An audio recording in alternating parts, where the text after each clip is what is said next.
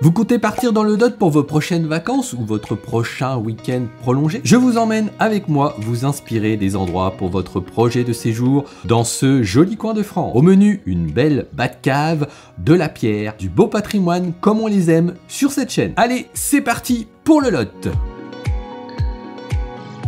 Ce lieu est incroyable. Ce trou au milieu de nulle part est déjà assez impressionnant, mais il renferme une grotte magnifique et une expérience assez unique. Vous pouvez descendre en ascenseur ou à pied. S'en suivra ensuite une balade dans une grotte pour arriver à la rivière souterraine. Vous prendrez ensuite une embarcation qui ressemble à une grosse gondole. Ce moment sur l'eau est assez magique. Vous vous baladerez ensuite dans un univers souterrain magnifique avant de reprendre votre embarcation pour rebrousser chemin. C'est franchement super bien organisé. Il vous faudra à peu près 2 heures pour faire l'ensemble du site. N'oubliez pas de réserver vos places en ligne. Nous y sommes allés durant les vacances de la Toussaint et il y avait des créneaux qui n'avaient plus de place de la veille pour le lendemain. Il faudra compter une vingtaine d'euros pour un adulte. Le seul bémol que je peux donner, c'est le temps d'attente que vous risquez d'avoir au moment de prendre votre embarcation. Nous, on a attendu une vingtaine de minutes. Le département du Lot ne compte pas moins de 8 villages appartenant au label des plus beaux villages de France. Alors si vous avez un manque de choses à visiter, eh bien reportez-vous sur ce site pour vous donner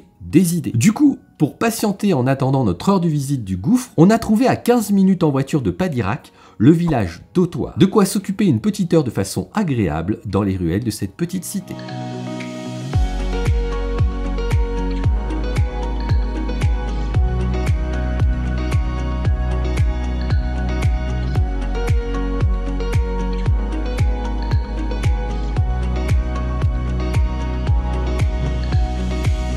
Nous voici dans la préfecture du Lot. Cahors est une ville moyenne de 20 000 habitants. Son centre historique est agréable et joli. Ne manquez pas le fameux pont Valentré, pont médiéval classé au patrimoine mondial de l'humanité.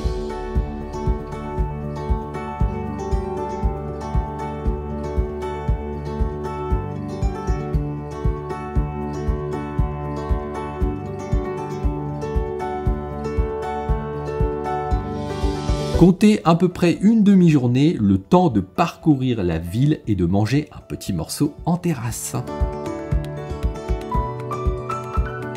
Ce village rendu célèbre pour ma génération par la chanson de Gérard Blanchard est tout simplement incroyablement beau. Il fait évidemment partie des plus beaux villages de France et ça se comprend.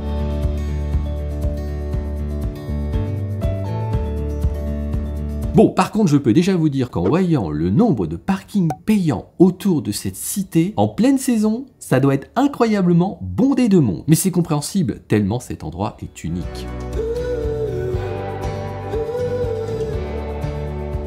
Qui dit village à flanc de falaise, dit dénivelé et escalier. Rassurez-vous, il existe un ascenseur qui vous permet de descendre au plus près du cœur de Rocamadour. Si vous décidez de tout faire à pied, comptez une petite demi-journée pour bien apprécier cet endroit. Et comme je viens de parler de l'afflux touristique, je ne saurais vous conseiller que de venir en basse saison, parce qu'à mon avis, en haute saison, waouh, ça doit être blindé de monde, ça gâche à mon avis un petit peu le plaisir. Pour notre part, nous y sommes allés à la fin octobre, pendant les vacances de la Toussaint, et je dois dire que c'était un bon équilibre entre un peu de monde, un peu d'activité, et pas trop non plus.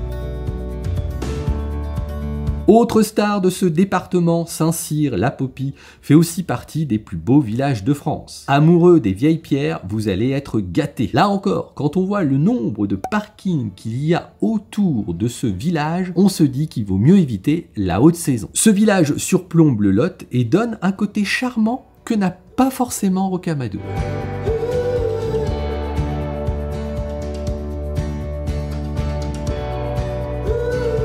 Non loin de là, à quelques minutes, n'hésitez pas à vous rendre à Bouzy. Vous promenez le long du chemin de halage construit dans la roche. Cette petite balade le long de la rivière est très agréable. Pour faire tout ça de façon tranquille, comptez bien une demi-journée. Alors oui, techniquement, je l'avoue, ce village ne se trouve pas dans le département du Lot.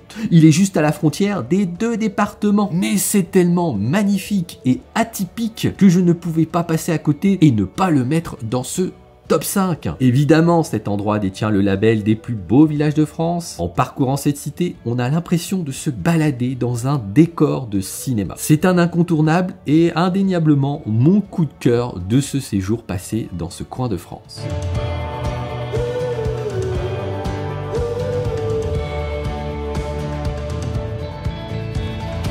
Allez, maintenant je vous laisse avec d'autres coins de notre beau pays. C'est par là que ça se passe, à vous de choisir.